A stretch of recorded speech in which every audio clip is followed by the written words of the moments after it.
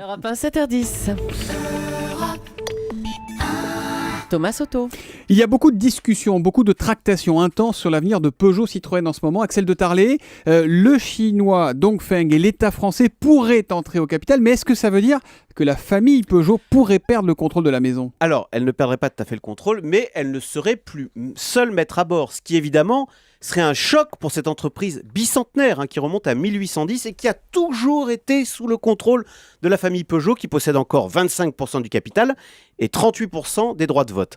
Le problème, c'est que Peugeot va mal, on le sait, le groupe n'a plus les moyens d'investir dans de nouveaux modèles, donc c'est son avenir qui est en jeu. Donc PSA est obligé aujourd'hui de se trouver non pas un partenaire, mais un sauveur, tout simplement. C'est qui, Axel, ce sauveur ? Est-ce que c'est le chinois Dongfeng ou est-ce que c'est l'État français ? Alors, le sauveur, c'est le chinois Dongfeng qui apporterait de l'argent frais et qui apporterait bien sûr un avenir radieux à PSA immense en Chine, effectivement.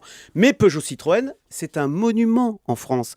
Et l'État français ne peut pas, comme ça, sans réagir, laisser PSA, Peugeot Citroën, devenir chinois. Donc, des représentants de l'État étaient ce week-end en Chine pour essayer de trouver une solution franco-chinoise.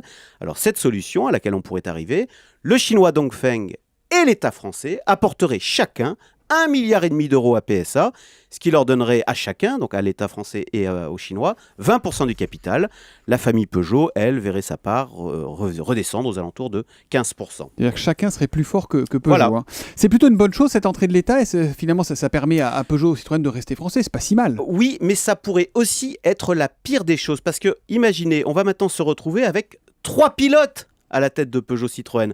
Il va y avoir la famille Peugeot qui est toujours là, 15%, le chinois Dongfeng et l'État français, Arnaud Montebourg, qui n'aura qu'une seule obsession, c'est d'empêcher toute restructuration en France, et c'est normal, et toute fermeture d'usine. Donc on risque d'avoir au final une direction de PSA totalement paralysée, ce qui pour le coup risquerait d'être fatal aux constructeurs. Car évidemment, pour bien conduire, pour bien piloter, il faut un seul pilote, il faut un seul actionnaire ambitieux.